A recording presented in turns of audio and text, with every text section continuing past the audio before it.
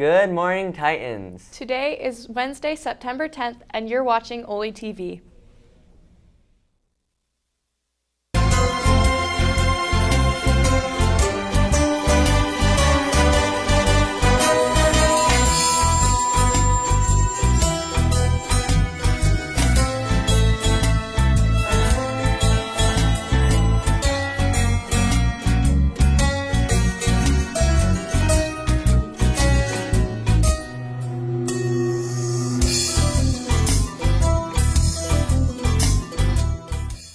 Isaac, what's your favorite soda? My favorite soda is Sprite.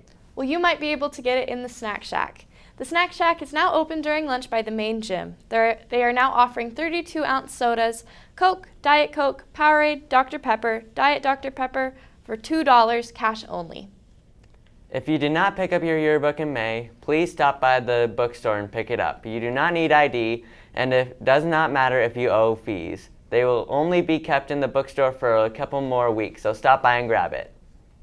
Are you ready to become a bajillionaire as a titan of business? Come join the DECA and FBLA opening social after school this Thursday, September 11th in room 201. Come grab a treat and hear about the amazing competitive opportunities Olympus has to offer. Club applications are available in the main office. If you are interested in starting a club, you need to get your form into Miss Tanner. Agora is October 10th, and you need to get your club forms in and clubs approved in order to have a table at Agora. Attention all freshmen and freshman teachers. It is time to vote for your freshman class officers. Please take a few minutes after these announcements to vote. The link can be found on the Canvas welcome page. You can only vote once, so be sure to vote for the candidates you believe will do the best job representing your class. Voting will be open until the end of the day. Please remember this will only be for freshmen only. Titans, do you want to be a part of something big? The Olympus High Swim Team is looking for new swimmers. If you are self-disciplined, love a challenge, and want to be a part of a championship program, come check it out. Join us any day after school at 2:30 at the Olympus pool. Come say hi to one of the swimmers and introduce yourself to Coach Thora. Come to be a part of the amazing Olympus tradition. If you ordered school pictures, they are available for pickup in the main office. Picture retakes are Monday, September 29th. Moving on, in recent years there has been a spike in the usage and development of AI, specifically artificial art. Is this new resource a good one? Here's a report by Hyde and Jude here to tell you more.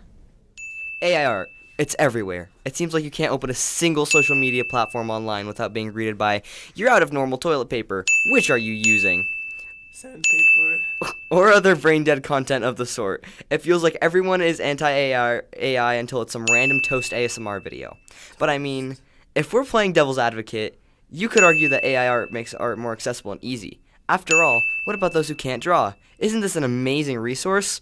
No! I don't care what your skill level is or your opinion on this. Either find an image online taken by a real photographer or drawn by a real human artist, or go pick up a pencil. Are you really going to let this program that can't create no original piece, only remixes of stolen art from others, exist in every project, background, and product you interact with? If yes, A1! Or can you spare the extra 3 minutes scrolling through Pinterest to look for the perfect human image for your science presentation? In conclusion, support real artists. Not dirty, tan skin, copper blood, bull munching, oil slurping, wire backed clankers! It is not worth it, man.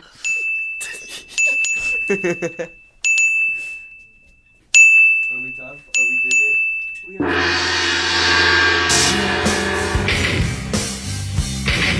But I'm a creep.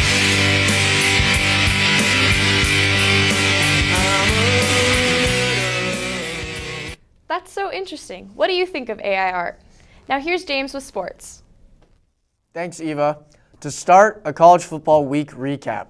Big games and upsets include USF beating their rival number 13 Florida, Oklahoma winning in a dogfight against Michigan, Mississippi State also upset number 12 Arizona State, who's looking lost without Cam Scadaboo. For the local teams, both the Utes and the Cougs are still rolling, getting solid wins against Cal Poly and Stanford this week to both remain undefeated. Week 1 of the NFL had many good games and some surprises. The Chargers beat the Chiefs in a nail-biter in Sao Paulo, Brazil. Then we had what could be one of the best games of the year, with the Bills making a 15-point comeback to win the game in the final 4 minutes with a walk-off field goal against the Ravens. Underperforming teams included the Lions and the Texans. And finally, to finish off the football world, let's talk about how the Titans performed last Friday. The Titans fell short once again, losing 10-3 to the Park City Miners. Olympus didn't score a single touchdown in the game and couldn't find a good rhythm with the offense. They will face perhaps their toughest opponent of the whole year in Davis at Oli this Friday at 7.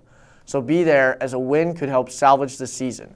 Now we have a report with Hendo on the history of the Rock that is fought for in the Battle of the Rock. Olympus High School has lost the Rock to Skyline after losing the recent football game. The Rock has been a symbolic item for years, dating back to the very beginning of both high schools' history. Whenever Olympus and Skyline would have a football game against each other, the winner would get the Rock. Olympus had held the Rock for the previous 7 years before the football game on August 29th, 2025, where Skyline beat Olympus 14-9. Many found this very surprising after last year's pretty good season, but we never know where it may go from here. Lastly, from the sporting world, we have Kai showing a new form of entertainment that you can watch at our school during lunch. Let's take a look at what's happening.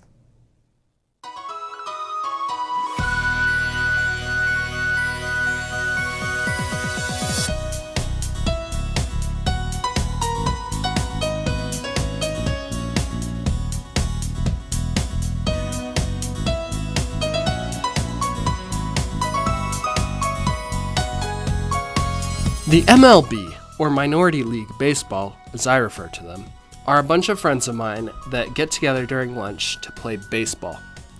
If you're bored one lunch and are struggling to find something to do, I highly recommend going outside and enjoying the game Unravel. A few times during the year, they will also have championship games, so make sure you watch out for those. And with that, I'll leave you with some more baseball clips. Enjoy watching!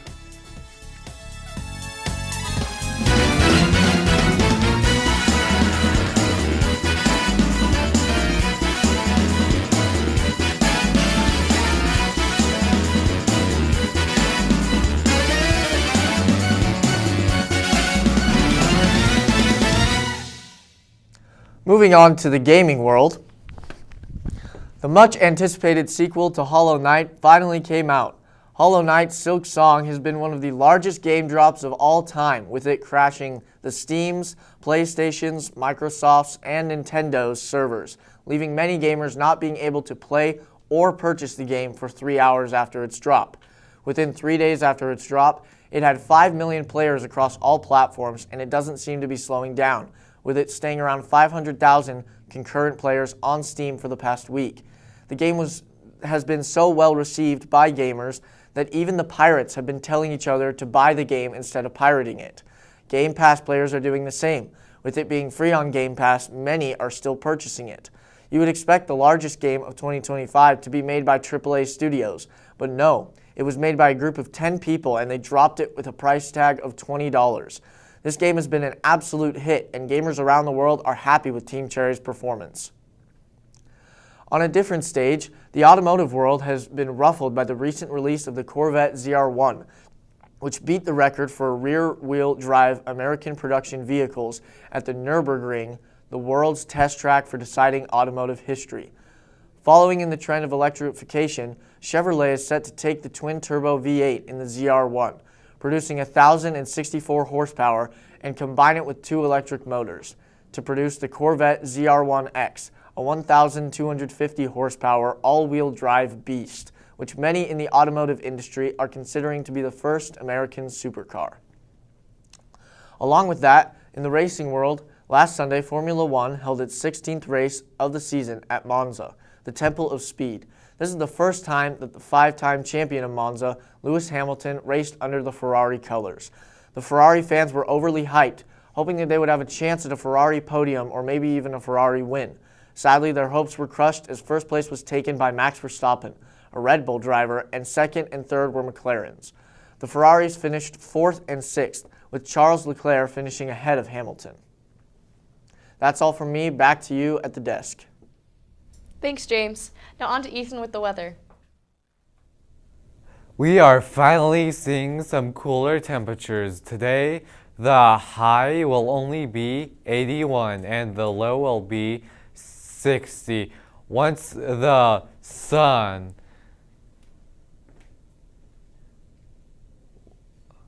goes down, it will continue to cool down throughout the week, with the highs cooling to only 69 on Saturday. Sunday will be on a sunny day, and the temperatures will warm up to a comfortable 77. On Monday, the wind will be the thing to watch out for this week. The National Weather Service has issued a red flag fire warning for Salt Lake and central Utah. The wind and low humidity is a recipe for fire, so be careful out there. That's all from me. Back to you at the desk. Thank you, Ethan, and thank you for watching OlyTV. Our next podcast will be Wednesday, September 17th. See you then. Have a wonderful Wednesday, Titans.